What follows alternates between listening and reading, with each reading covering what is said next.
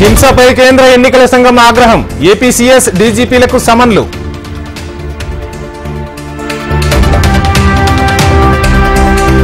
ఉన్నతాధికారులతో సీఎం రేవంత్ రెడ్డి సమావేశం. ఆర్థిక పరిస్థితి, ధాన్యం కొనుగోలు, వ్యవసాయంపై చర్చ.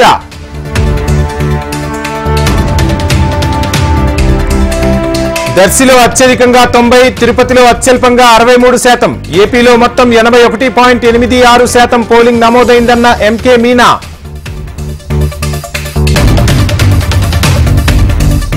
ఆంధ్రప్రదేశ్లో జగన్ గెలుస్తున్నాడనే సమాచారం ఉంది. సైలెంట్ ఓటింగ్ బీఆర్ఎస్ కు పడినట్టుగా సర్వేలో తేలిందన్న కేటీఆర్. మెజార్టీ ఓట్లు బీజేపీకి పడ్డాయి. తెలంగాణలో డబుల్ డిజిట్ సీట్లు సాధిస్తామన్న కిషన్ రెడ్డి.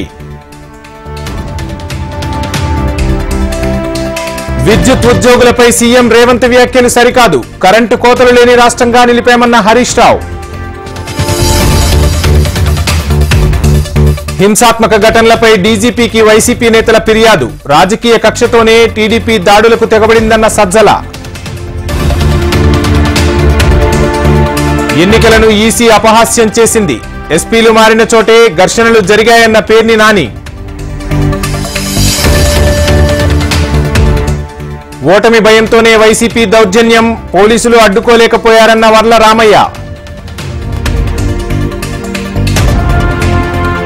అస్వస్థతకు గురైన జేసీ ప్రభాకర్ రెడ్డి హైదరాబాద్లోని ప్రైవేట్ ఆసుపత్రికి తరలింపు.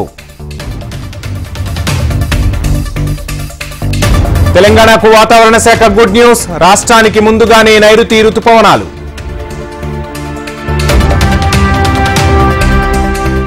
ఆంధ్రప్రదేశ్లో జోరందుకున్న బెట్టింగ్. ఐపీఎల్ ను తలదన్నేలా బెట్టింగ్ల జోరు.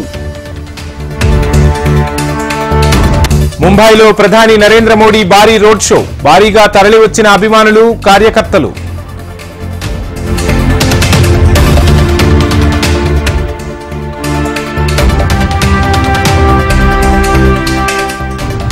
ప్రధానిగా మోడీ 2029 వరకు ఉంటారు. తర్వాత కూడా తమను నడిపిస్తారన్న అమిత్ షా.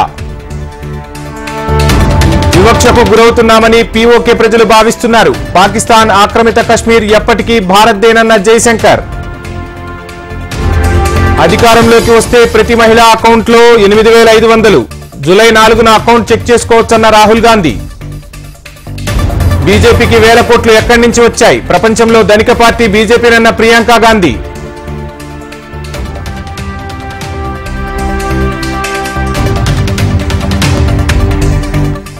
జూన్ 4 నుంచి మంచి రోజులు రాబోతున్నాయి. యూపీలో కూటమికి 79 సీట్లు ఖాయమన్న అఖిలేష్.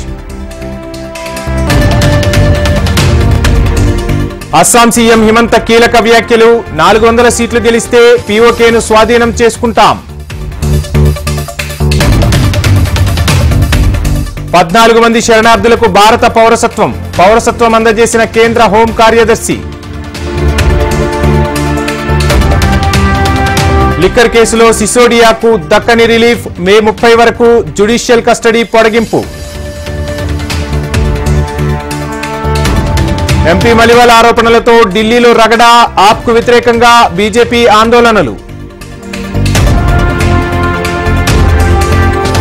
బోర్డర్లో డ్రోన్ ద్వారా డ్రగ్స్ సరఫరాకు యత్నం. అడ్డుకుని స్వాధీనం చేసుకున్న బీఎస్ఎఫ్ జవాన్లు. తెలంగాణలో సింగిల్ స్క్రీన్ థియేటర్లకు బ్రేక్. ఆక్యుపెన్సీ లేకపోవడంతో విరామానికి నిర్ణయం.